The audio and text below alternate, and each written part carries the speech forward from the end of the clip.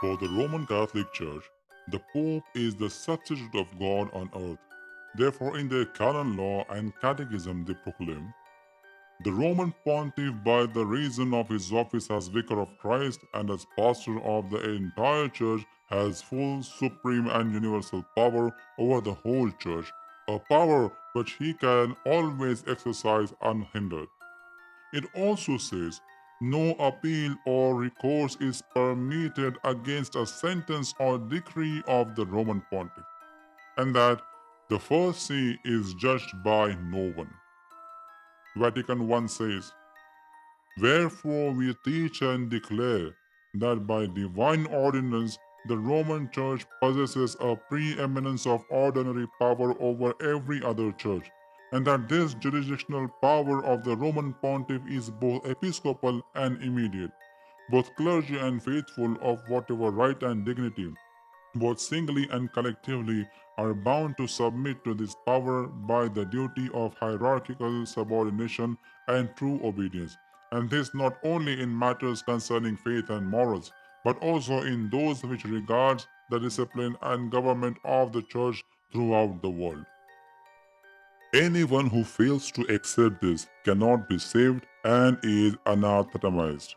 Therefore, as long as you submit to the Pope, all the heresies you confess can be reinterpreted with all the mental gymnastics to conform to the official Roman Catholic teachings, and all those revered as saints by you, although once were condemned by the Roman Church as heretics, can be venerated as saints, declaring them political victims. Everything is possible. Just submit to the Pope. Consequently, when Rome started proselytizing non Roman Catholic Christians in the East, they received them with a formal profession of faith, but also allowed them to continue their liturgical and spiritual traditions shaped by the theology which was once condemned by Rome as heretical. If the theology is orthodox, then everything that comes out of it is also orthodox. But if the theology is defective, then naturally everything that sprang from it is also defective. But for Rome, the most important thing is the submission of people.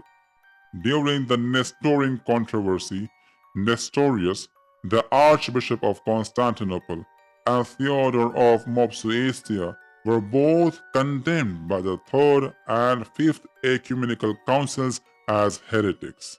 Canon 11 of the Fifth Ecumenical Council says, if anyone does not anathematize Arius, Eunomius, Macedonius, Apollinarius, Nestorius, Eutychius, and Origen, as well as their heretical books, and also all other heretics who have already been condemned and anathematized by the Holy Catholic and Apostolic Church and by the four holy synods which have already been mentioned, and also all those who have thought or now think in the same way as the aforesaid heretics and who persist in their error even to death, let him be anathema.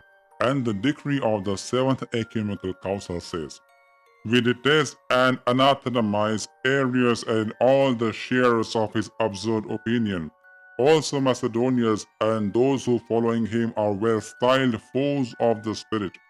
We confess that Our Lady, Holy Mary, is properly and truly the Mother of God because she was the mother after the flesh of one person of the Holy Trinity, to wit, Christ our God, as the Council of Ephesus has already defined when it cast out of the church the impious Nestorius with his colleagues because he thought that there were two persons in Christ.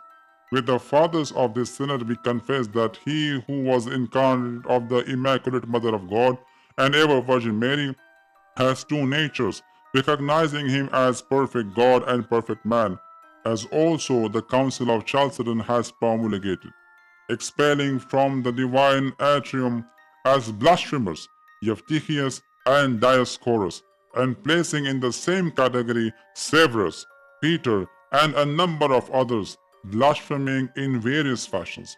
Moreover, with these we anathematize the fables of Origen, Evagrius, and Didymus, in accordance with the decisions of the First Council held at Constantinople.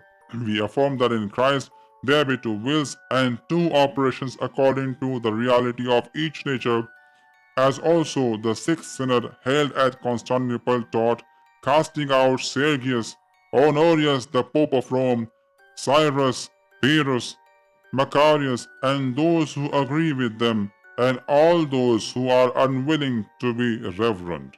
Rome has always affirmed that. As recently as 1944, Pope Pius XII in his encyclical Orientalis Ecclesiae repeatedly called Nestorius a heretic.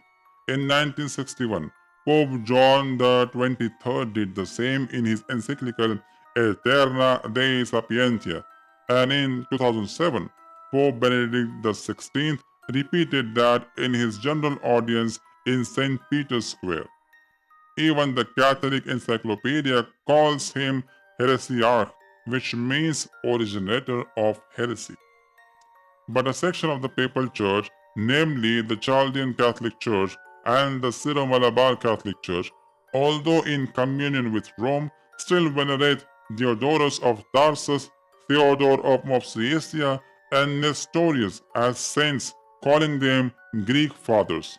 Although Theodore and Nestorius both were condemned by the Third and the Fifth Ecumenical Councils, they are always referred to with respect by adding Mar before their names, and their feast is celebrated on 7th February.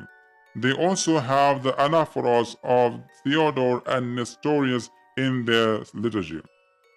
Syro-Malabar Eparchy of Great Britain regularly and openly shares about it, as does the St. Thomas Syro-Malabar Catholic Eparchy of Chicago, USA, including an icon showing Nestorius. Syro-Malabar Church calendar also has detailed information about them.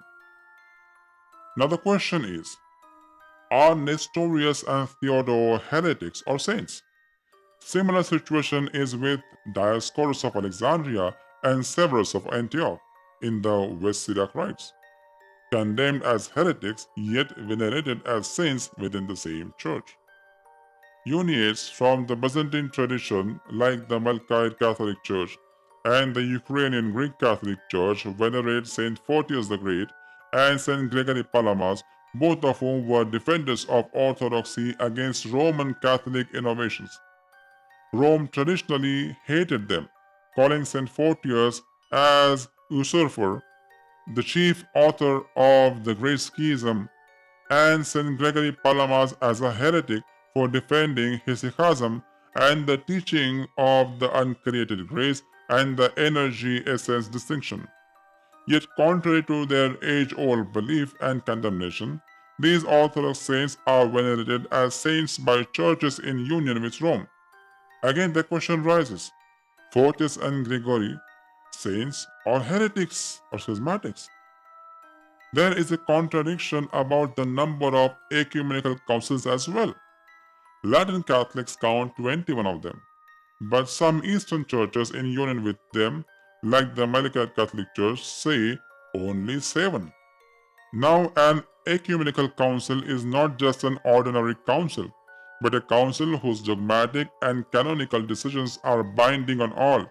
Yet the question remains, 7 or 21? Even liturgically, all Eastern churches of Byzantine Rite in communion with Rome commemorate only the 7 ecumenical councils. Centuries have passed, but no other council has been added for liturgical commemoration to date.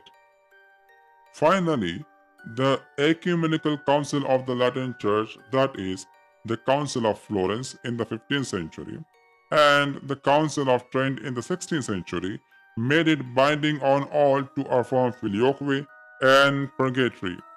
Yet in Ukraine, for the sake of the union of a group of schismatic Orthodox with Rome, in 1595, in the Union of Brest, filioque and purgatory were made non-obligatory. Again, the question arises, are dogmas obligatory or not? Over and over again, we see, for Rome, the most important thing is the submission of people to the Pope.